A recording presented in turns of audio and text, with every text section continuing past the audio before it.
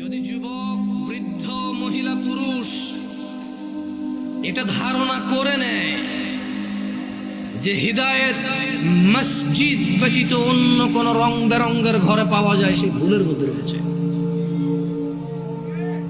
যত সুন্দর রঙিন ঘর হোক, যত বড় বুজুর্গ বসে থাকুক, হিদায়েত আল্লাহর ঘরে এবং ইমামের পিছনে রয়েছে। ওই ইমাম, যে ইমাম কোরআন ও সহিহ সুন্নাহর আলোকে তার মুসল্লিদেরকে পথ ও মত নির্দেশ দেয়।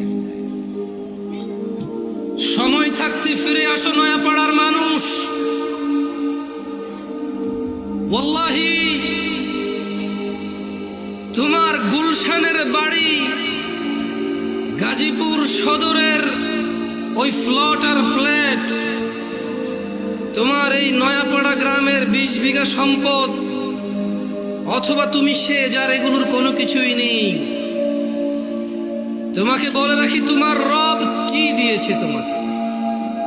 তিনি তোমাকে নিঃশ্বাস দিয়েছে, যার বদৌলতে তুমি এখনো পৃথিবীতে টিকে আছো। যদি তোমার রব তোমার থেকে এই নিঃশ্বাসটুকু ছিনে নেয়, তোমার শরীরটা 24 ঘন্টার ভিতরে ঘৃণিত হয়ে যাবে। কেউ সোজা মুখে তাকাবে না, নাকে কাপড় দিয়ে তোমার দিকে তাকাবে। নয়াপাড়ার রিক্সার ড্রাইভার, ফসলি জমিনের শ্রমিক, গার্মেন্টসে কাজ করা বোনেরা আমার, অথবা গার্মেন্টসে কাজ করা ভাইয়েরা আমার, যাদের ঘরে ফ্রিজ নেই, টিভি নেই, সোফা, আলমারি, খাট, কোনো কিছু নেই, যাদের ঘরে কিছুই নেই, তাদের বলতে চাই, তোমার নাক থেকে নিঃশ্বাসটুকু চলে গেলে ওই স্বর্ণের খাট পালং তুমি অনুভব করতে পারবে না।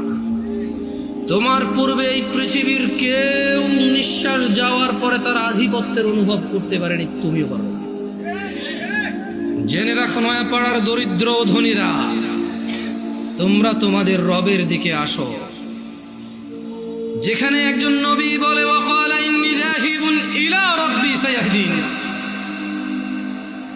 আমি আমার রবের দিকে চললাম, তিনি আমাকে অবশ্যই হিদায়েত দিবেন। তোমরা রবের দিকে যাবে তো ইনশাআল্লাহ। সময় থাকতে ফিরে আসো নয়াপাড়ার মানুষ। নয়াপাড়ার মানুষ নিজেকে মুসলিম মুখে বললে চলবে না, মুসলিম পরিচয় দিতে হবে। তোমাদের জন্য তোমাদের রবের পক্ষ থেকে সুসংবাদ রয়েছে, যারা তোমরা 5 ওয়াক্ত নামাজ আদায় করো, তোমরা যারা রবের সাথে শিরিক করো না, যারা তোমরা নবীর শিক্ষার সুন্নতের বিরুদ্ধে গিয়ে বিদআত ভালো বলে বাড়াবাড়ি করো না, তোমরা যারা নিজেকে মুসলিম বলে মুসলিম হিসেবে থাকতে প্রত্যেকটা অন্যায় অপরাধকে ঘৃণা করো, ন্যায় নীতির জন্য জীবন দিতে প্রস্তুত, তোমরা যারা, তোমাদের জন্য রবের থেকে সুসংবাদ রয়েছে। নয়াপাড়ার মানুষ, তোমাদের রব পুরো পৃথিবীর মানুষের জন্য বলছে, ইন্নাল্লাযীনা ক্বালু রাব্বুনাল্লাহ, নিশ্চয়ই যারা বলে আমাদের রব আল্লাহ, সুম্মা ইসতাকামু, অতঃপর ওই কথার উপরে দৃঢ় অটল থাকে, তাতানাজ্জালু আলাইহিমুল মালাইকা,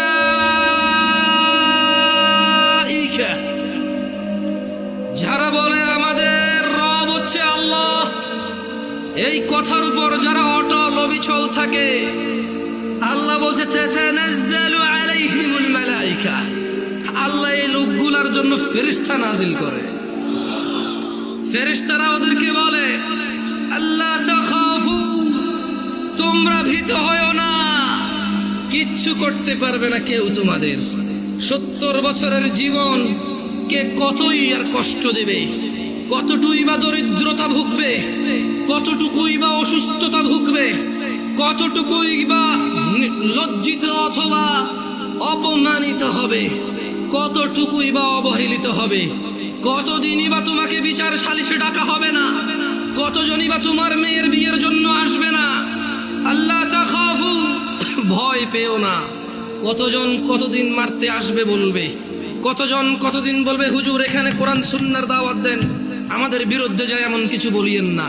আল্লাহ তাখাফু, তোমরা ভীত হয়ো না, ওয়ালা তাহজানু, চিন্তিত হয়ো না, ওয়াবশিরু বিল জান্নাহ, ও তোমরা যারা বলো তোমাদের রব আল্লাহ, তারপর ওই কথার প্রতি তোমরা যারা অটল থাকো, ওয়াবশিরু বিল জান্নাহ, তোমাদের জন্য সুসংবাদ নিয়ে নাও জান্নাতের, আল্লাতী কুনতুম তুআদুন, যার প্রতিশ্রুতি তোমাদেরকে দেওয়া হয়েছিল।